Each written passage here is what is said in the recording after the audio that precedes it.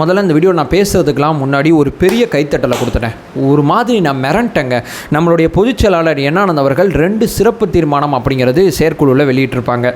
இந்த 2 சிறப்பு தீர்மானங்கள் அப்படிங்கிறத கொஞ்சம் டீகோட் பண்ணி பார்த்தா என்ன பண்ண போகிறாங்க அப்படின்னு சொல்லி எழுதி பார்த்தா ஒரு 7 வகையான செயல்பாடு நம்ம முன்னாடி இருக்குது. இந்த 7 வகையான செயல்பாடை பார்க்கும்போது சொல்கிறேன் மக்களே, உண்மைக்குமே சொல்கிறேன், மற்ற கட்சியோட செயல்பாடை தாண்டி ஒரு படி 4 படி மேலேயே தாவேக்கா தன்னுடைய செயல் திட்டங்களை இவ்வளோ காலமாக வகுத்து வச்சிருக்கு அப்படிங்கிற யதார்த்தமான உண்மை எனக்கு புரிஞ்சிருக்கு. அதாவது ஒவ்வொரு கட்சியும் இங்கே வேலை பார்த்துக்கிட்டு இருக்கு. திமுக பார்த்திங்கன்னா ஓரணியில் தமிழ்நாடு அப்படிங்கிற ஒரு வேலை பார்த்துக்கிட்டு இருக்கு. அதிமுக எடப்பாடி பழனிசாமி அவர்கள் பார்த்திங்கன்னா கூடிய சீக்கிரம் சுற்றுப்பயணம் ஆரம்பிச்சிருவாங்க அப்படிங்கிற விஷயத்த சொல்கிறாங்க.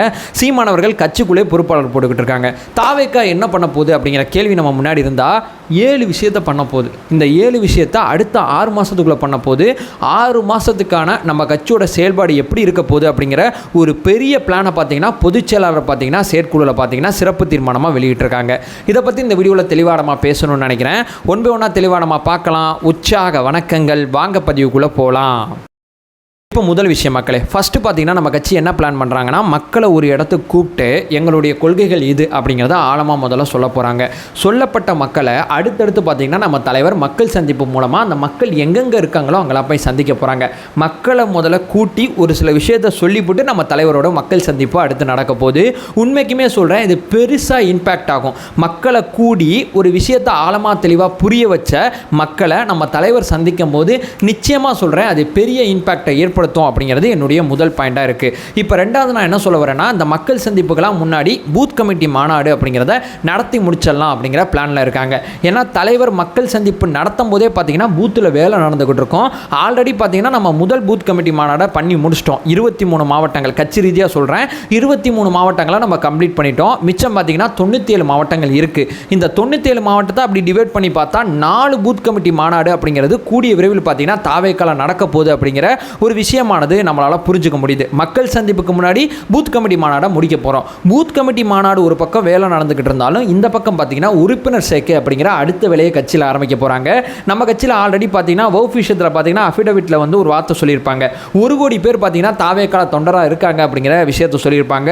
சமீபத்தில் ஒரு செய்தி வந்துச்சு, தாவேக்கால 1.5 கோடி பேர் வந்து தொண்டராக இணைஞ்சிட்டாங்க அப்படிங்கிற விஷயத்தை சொல்லியிருந்தாங்க.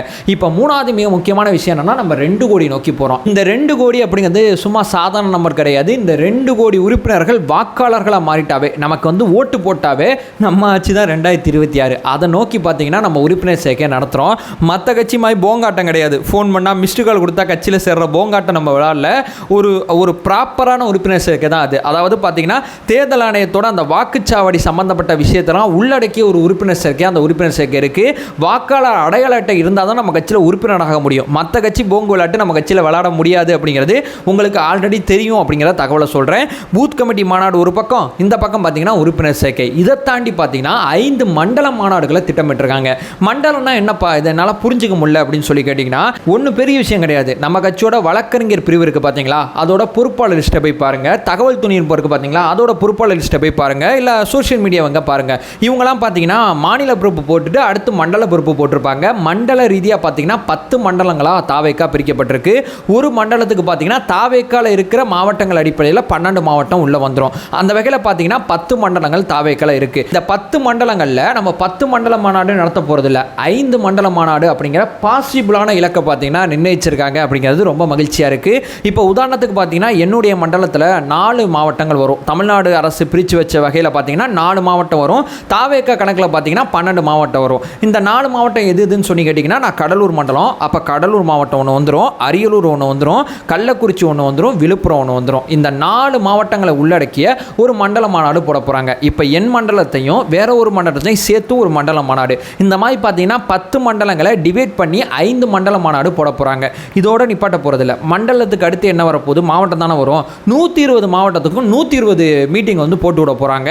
120 மீட்டிங்கை போட்டு முடிச்சதோட ஸ்டாப் பண்ண போகிறதில்ல. இந்த 120 மாவட்டத்திலையும் ஒவ்வொரு மாவட்டத்திலையும் பார்த்தீங்கன்னா உதாரணத்துக்கு பார்த்தீங்கன்னா ஒரு மாவட்டத்தில் 105 மீட்டிங் அப்படிங்கிற கணக்கில் பார்த்தீங்கன்னா கிட்டத்தட்ட 12,500 மீட்டிங் மீட்டிங் நடத்த போகிறாங்க. கீழே ஒரு 105 மீட்டிங், அதற்கு மேலே மாவட்டத்தில் ஒரு மீட்டிங், அதற்கு மேலே பார்த்திங்கன்னா மண்டலத்தில் ஒரு மீட்டிங். இது எல்லாத்தையும் பண்ணி முடிச்சுட்டு நம்ம தலைவர் மக்கள் சந்திப்புக்கு முன்னாடி மாநில லெவலில் பார்த்திங்கன்னா மீண்டும் ஒரு தாவேக்கா ஆல்ரெடி பார்த்திங்கன்னா விக்கிரவாண்டியில் பண்ணிச்சு பார்த்திங்களா, அந்த மாதிரி பார்த்திங்கன்னா மாநில லெவலில் பார்த்திங்கன்னா ஒரு பெரிய மாநாடு நடத்தி முடிச்சுப்புட்டு நம்ம தலைவர் பார்த்திங்கன்னா மக்களை சந்திக்க போகிறாங்க. மக்கள் சந்திப்புக்கு முன்னாடி பார்த்திங்கன்னா பூத் கமிட்டி மாநாடு நடக்க போகுது, பூத் கமிட்டி மாநாடுக்கு அப்புறம் மண்டல மாநாடு நடக்க போகுது, மண்டலத்துக்கு அப்புறம் மாவட்டத்தில் நடக்க போகுது, அந்த மாவட்டத்திலே பார்த்திங்கன்னா 105 இடத்துல நடக்க போகுது. திரும்பி பார்க்குற பக்கம் முழுக்க அடுத்த 3-4 மாதத்துக்கு தாவேக்கா கொடி தான் பறக்க போகுது. தாவேக்காக்கான அந்த மாநாடுகள், அந்த சின்ன சின்ன பொதுக்கூட்டங்கள், அது அத்தனையெல்லாம் நீங்கள் பார்க்க போகிறீங்க. எங்கே போனாலும் நம்ம போஸ்டர் தான் பார்க்க போகிறீங்க. எங்கே போனாலும் நம்ம பசங்க எங்கேயோ ஒரு மேடையில் நின்று நம்ம கட்சி சார்ந்த விஷயத்தை நம்மளுடைய தோழர்கள் தோழிகள் பார்த்திங்கன்னா பெரிய லெவலில் பேசிகிட்டு இருக்க போகிறாங்க. பல தகவல்களை பார்த்தீங்கன்னா பொதுமக்களுக்கு கொடுக்க போகிறாங்க. ஏன் இந்த கட்சியை ஆதரிக்கணும், இந்த கட்சி ஆட்சிக்கு வந்தால் என்ன, இந்த ஆளும் அரசாங்கம் பண்ணுற தவறுகள் என்ன அப்படிங்கிறது நம்ம சோஷியல் மீடியாவில் உட்காந்து ரொம்ப தீவிரமாக பேசுகிறோம்ல, இதே மாதிரி பார்த்தீங்கன்னா தரையில் உட்காந்து நம்ம தோழர்கள் பேச போகிறாங்க அப்படிங்கிறது மிக முக்கியமான விஷயமா இருக்குது. இதெல்லாம் பண்ணி முடித்த பிறகு ஒரு நல்ல இம்பேக்ட் பார்த்தீங்கன்னா களத்தில் இருக்கும்ல, அந்த இம்பேக்டோட பார்த்தீங்கன்னா நம்ம தலைவர் பார்த்தீங்கன்னா மக்கள் சந்திப்பு அப்படிங்கிற விஷயத்தை நடத்த போகிறார். மக்கள் சந்திப்பு எப்படி திட்டமிட்டிருக்காங்க அப்படிங்கிறது கிட்டத்தட்ட பார்த்தீங்கன்னா செப்டம்பர் மாதம் சொல்லியிருக்காங்க.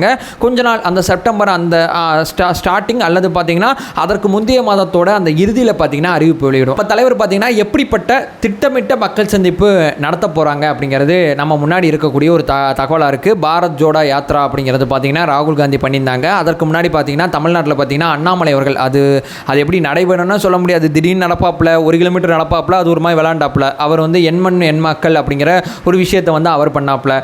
ஆந்திராவில் பார்த்தீங்கன்னா ஜெகன்மோகன் ரெட்டி பார்த்தீங்கன்னா நடைபயணம் மேற்கொண்டாங்க. நம்ம தலைவரோட நடைபயணத்தோட திட்டமிடல் எப்படி இருக்க போகுது, எப்படி இந்த மாதிரி ஒரு கரிஷ்மாட்டிக்காக இருக்கக்கூடிய ஒரு தலைவர் மக்கள் சந்திப்பை எப்படி நிகழ்த்த போகிறார் அப்படிங்கிற ஒரு கேள்வி நம்ம முன்னாடி இருக்குது பார்த்தீங்களா. அது எனக்கு இன்னும் சுவாரஸ்யமாக இருக்குன்னு நான் சொல்கிறேன்.